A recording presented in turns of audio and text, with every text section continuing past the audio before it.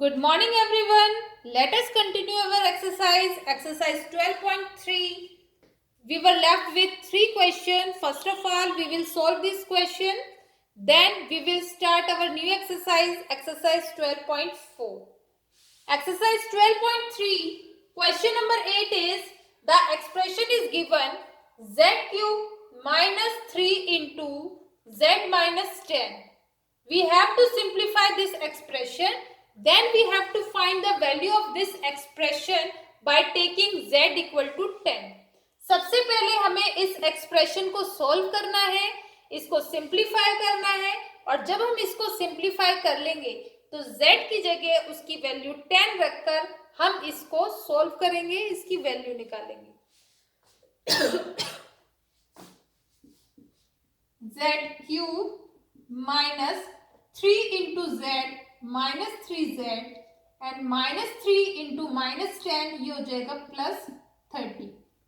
ये z cube है, ये z है, ये कांस्टेंट है। अब ये आपस में प्लस माइनस नहीं होंगे, ये इतना ही रहेगा। ये एक्सप्रेशन सोल्व करके इतना हो गया। अब हम इसमें z की जगह वैल्यू रखेंगे 10। 10 cube minus 3 into 10 plus 30। 10 cube का मतलब है 10 इंटू 10 इंटू 10।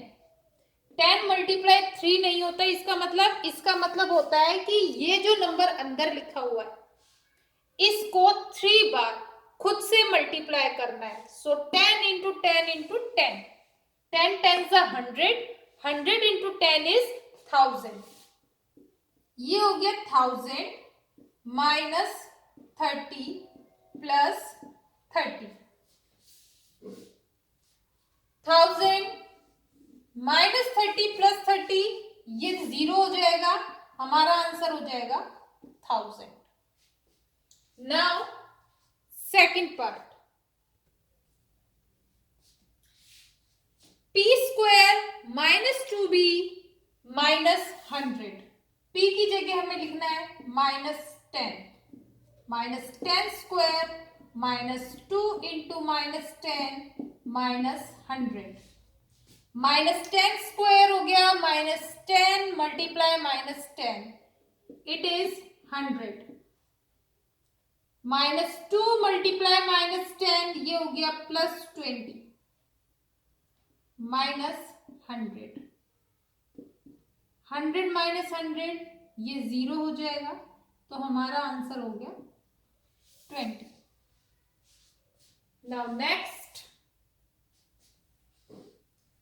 क्वेश्चन,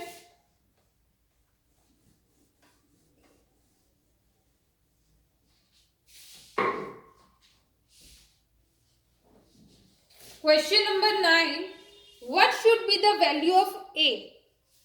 ए की वैल्यू क्या होगी if the value of 2x square plus x minus a is equal to 5 when x equal to 0। इसमें अगर हम x की जगह 0 लिख दें तो इस इक्वेशन में a की वैल्यू क्या होगी? 2 into 0 square plus 0 minus a is equal to 5। इसमें 0 आ रहा है मल्टीप्लीकेशन में, तो इसकी वैल्यू ये 0 हो जाएगा,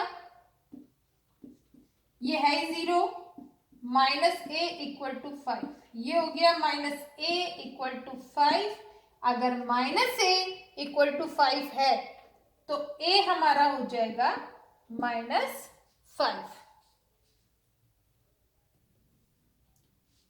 question number 10, expression is given 2 into A square plus A B bracket close plus 3 minus A B.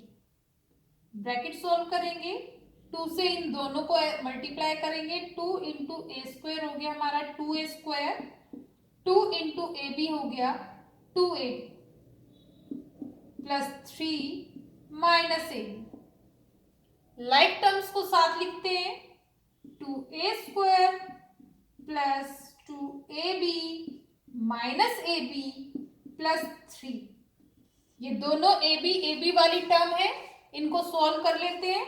ये हो जाएगा 2a² plus 2ab minus 1ab, ये हो जाएगा 1ab प्लस 3।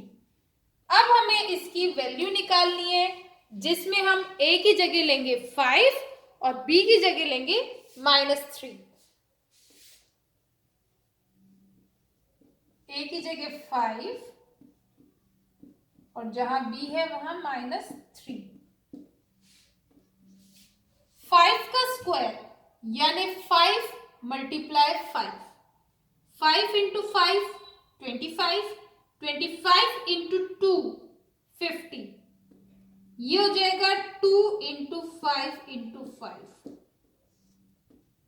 ये हो जाएगा 5 इंटू -3 और ये हमारा 3 है, तो इसे सॉल्व किया। ये हो गया 50, 5 3 ज़ा 15, ये हो गया -15 प्लस 3। 50 -15 ये हो जाएगा 35, 35 plus 3 38। Answer will be 38।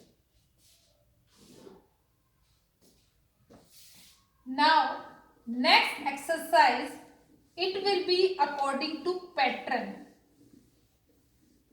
Pattern के अकॉर्डिंग उसके फॉर्मूले बनेंगे। फॉर एग्जाम्पल, एक 4 बनाने में कितनी लाइन सेगमेंट यूज हो गई? 1 2 3 4, 4 यूज हुई। अगर हम इसको कंटिन्यू करते हैं तो दूसरा 4 बनाने में और 3 लग गई 7, फिर उससे अगला 4 बनाने में 10। तो इस तरीके से बनाते जाएंगे। तो अगर हम ऐसे ही 10 4 बनाते हैं या 5 4 बनाते हैं तो उसके अंदर कितनी लाइन सेगमेंट का यूज होगा? या फिर कोई नेचुरल नंबर अगर n है, उससे नेक्स्ट नेचुरल नंबर क्या होगा? उसके लिए हम फॉर्मूला बनाएंगे n+1। सपोज करो n 7 है, तो उससे अगला नंबर क्या होगा? 7 + 1 8। 15 अगर दिया हुआ है तो 15 से नेक्स्ट नेचुरल नंबर क्या होगा? 15 + 1 16।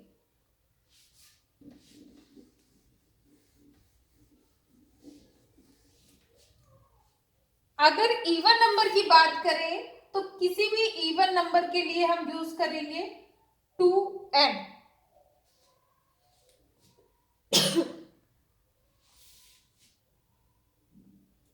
अगर कोई नेचुरल नंबर हमारा 4 है तो नेक्स्ट नेचुरल नंबर हमारा क्या हो जाएगा? वो हम निकाल लेंगे n+2 करके, 2 ऐड करते जाएंगे और नेक्स्ट इवन नंबर हमारा आता जाएगा। अगर n हमारा 4 है तो नेक्स्ट इवन नंबर क्या होगा? n+2 यानी 6। उससे नेक्स्ट नेचुरल नंबर हमारा, नेक्स्ट इवन नंबर हमारा क्या होगा? 6 + 2 यानी 8। तो फॉर्मूले के अकॉर्डिंग हम ये निकाल सकते हैं कि उसकी वैल्यू क्या होगी।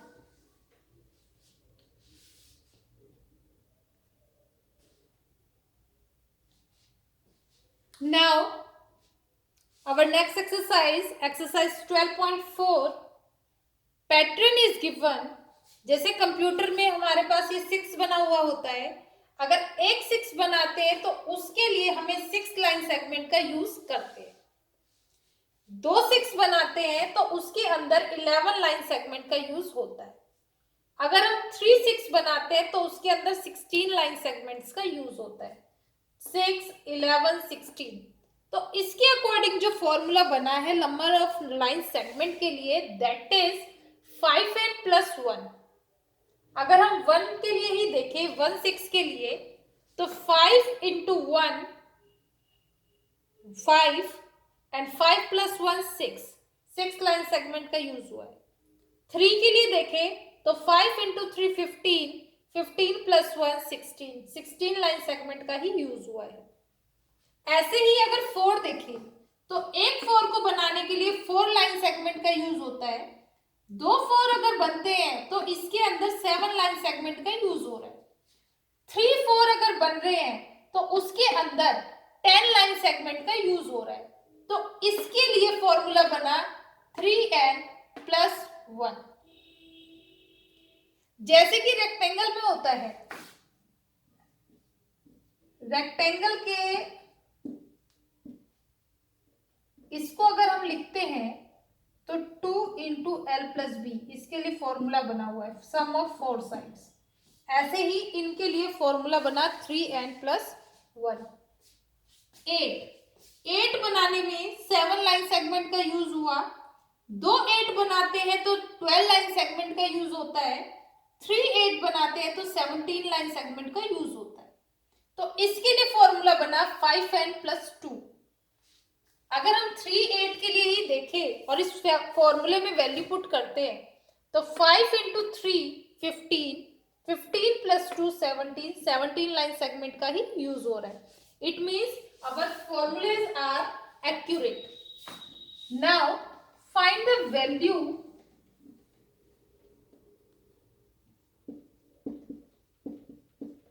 अगर हम नंबर ऑफ 6 5 लेते हैं, 10 लेते हैं और 100 लेते हैं तो कितनी कितनी लाइन सेगमेंट का यूज होगा वो हमें निकालना है। सबसे पहले 6 का करते हैं।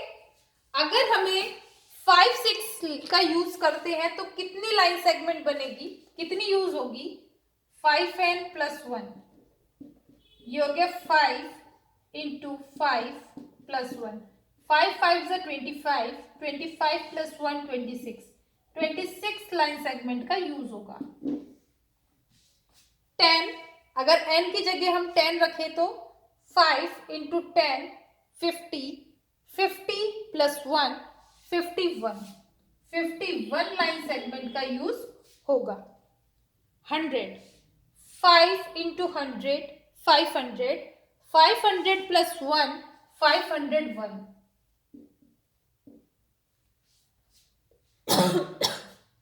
Let's do for 4। 4 के लिए कितनी लाइन सेगमेंट का यूज होगा? अगर हमें 5 4 लगातार लिखने तो कितनी लाइन सेगमेंट का यूज होगा? फॉर्मूले में वैल्यू पुट करते हैं। 3 × 5 15, 15 + 1 16। 10 के लिए 3 × 10 30, 30 + 1 31। और 100 के लिए 3 × 100 300, 300 + 1 301।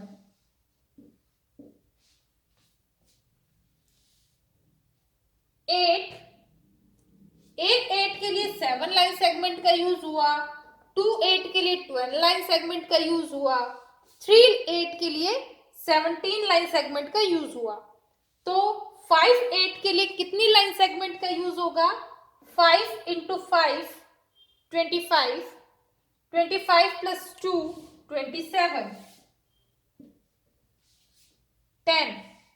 10 अगर हमें 8 बनाने हैं तो 5 × 10 50, 50 + 2 52।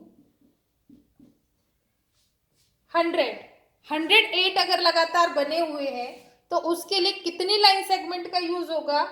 5 × 100 500, 500 + 2 502। Now next question. Second question, इन एक्सप्रेशंस का यूज करना है, इन वैल्यू का यूज करना है और इस टेबल को कंप्लीट करना है। First expression is 2n-1। अगर हम 2n-1 में n की जगह 1 रखते हैं तो वैल्यू 1 आती है। 2n-1 में n की जगह अगर हम 2 रखते हैं तो वैल्यू हमारी 3 आती है। 2n-1 में अगर हम n की जगह 3 रखते हैं तो वैल्यू 5 आती है। n की जगह 4 रखते हैं तो वैल्यू 7 आती है। n की जगह अगर हम 5 रखें तो 5 2 = 10, 10 माइनस 1 9, वैल्यू आएगी हमारी 9। अगर हम n की जगह 10 रखें तो 2 इंटू 10 20, 20 माइनस 1 19। n की जगह 100 रखें तो 2 into 100 200, 200 minus 1 it will be 199। Next 3n plus 2, 3n plus 2 में n की जगह अगर 1 रखेंगे तो वैल्यू हमारी 5 आएगी। n की जगह अगर 2 रखते हैं तो 3 2 6, 6 प्लस 2 8, 8 आएगी। n की जगह 3 रखते हैं तो 11 वैल्यू आती है, n की जगह 4 रखते हैं तो वैल्यू हमारी 14 आती है। ऐसे ही अगर हम n की जगह 5 रखें तो 3 इंटू 5 15, 15 प्लस 2 17, 10, n की जगह हम 10 रखेंगे तो 3 इंटू 10 30, 30 प्लस 2 32, n की जगह 100, 3 इंटू 100 300, 300 प्लस 2 302।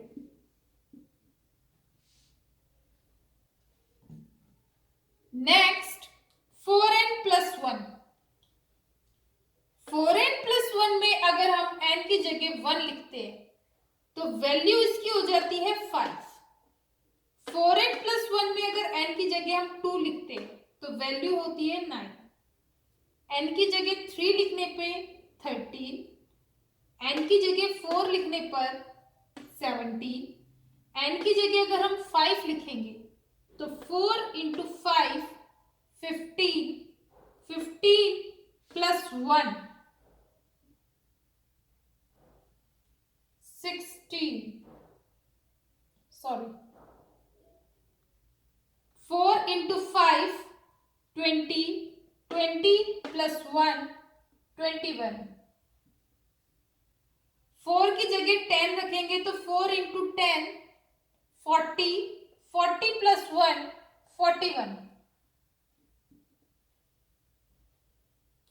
4 की जगह 100 रखें तो 4 into 100 400, 400 plus 1 401।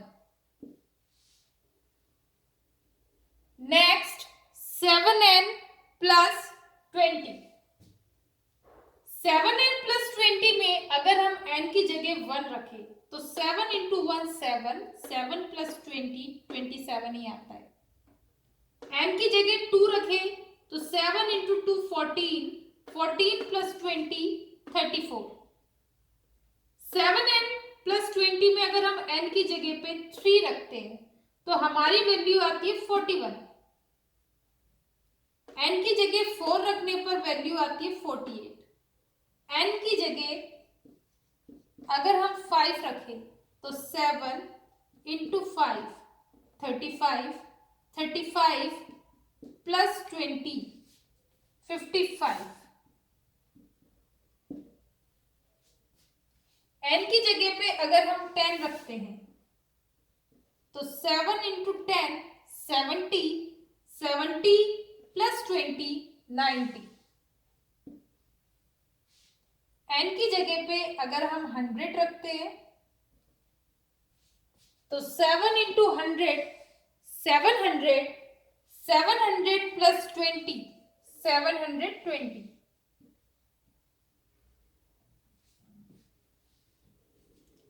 Next n square plus 1,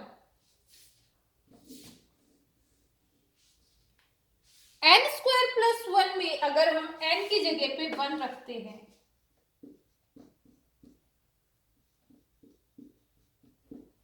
1 का स्क्वायर 1, 1 प्लस 1 2। 1 की जगह पे n की जगह पे अगर हम 2 रखें तो 2 का स्क्वायर 4, 4 प्लस 1 5, 5 ही है। n की जगह अगर हम 3 रखते हैं 3 का स्क्वायर 9, 9 प्लस 1 10।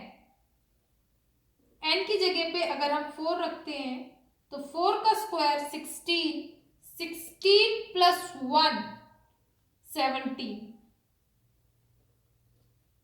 n की जगह पे अगर हम 5 रखते हैं तो 5 का स्क्वायर 25, 25 प्लस 1 26। n की जगह पे अगर हम 10 रखते हैं तो 10 का स्क्वायर 100, 100 प्लस 1 101। n की जगह अगर हम 100 रखते हैं तो 100 का स्क्वायर हो गया 100 मल्टीप्लाई 100 10,000 और 10,000 प्लस 1 10,001।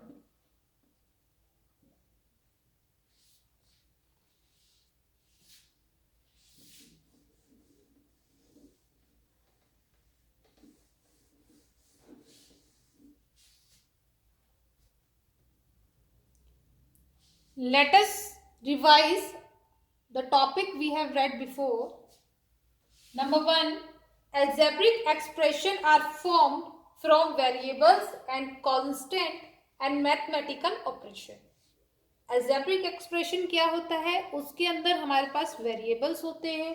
वेरिएबल यानी alphabet A B C X Y Z P Q R, कोई भी अल्फाबेट उसके अंदर होगा। उसके अलावा कांस्टेंट, कांस्टेंट वो टर्म होती है जिसमें वेरिएबल का यूज नहीं होता। फॉर एग्जाम्पल 7 है, 10 है, 15 है, इसमें कहीं भी एक्स वाई जेड किसी भी वेरिएबल का यूज नहीं है, इन्हें हम कांस्टेंट कहेंगे।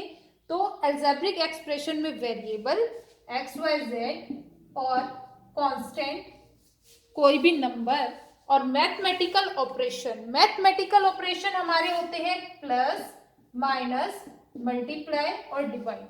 इन तीनों चीजों का यूज करने से अलजेब्रिक एक्सप्रेशन बनते हैं। For example x plus 7y minus 10, ये हमारा एक अलजेब्रिक एक्सप्रेशन है। Expressions are made up of terms, expression में टर्म्स का यूज होता है। एक टर्म होती है तो हम उसे मोनोमियल कहते हैं, 2 टर्म्स होती है बाइनोमियल कहते हैं, 3 टर्म्स होती है ट्राइनोमियल कहते हैं, 4 टर्म्स होती है तो क्वाड्रिनोमियल कहते हैं। A term is a product of factor, terms के अंदर फैक्टर्स का प्रोडक्ट होता है, जैसे कि 3xy, तो ये हो गया 3 into X into Y. Factor, factor क्या है इसके? 3x और y, 3xy, 3 फैक्टर को जब हमने आपस में मल्टीप्लाई किया तो एक टर्म बन गई, that is 3xy। Number 4, the coefficient is the numerical factor in the term, term के अंदर जो भी न्यूमेरिकल फैक्टर है, इसके अंदर ये 3 फैक्टर है 3x और y, इसके अंदर न्यूमेरिकल फैक्टर है 3, न्यूमेरिकल फैक्टर यानी नंबर, तो जो भी न्यूमेरिकल फैक्टर होगा, जैसे इसमें नंबर है 3, तो वो उसका कोफिशिएंट होगा। अगर आपसे ये पूछा जाता है कि इस टर्म के अंदर क्या कोफिशिएंट है, what is the coefficient in 3xy, तो 3xy में कोफिशिएंट होगा 3।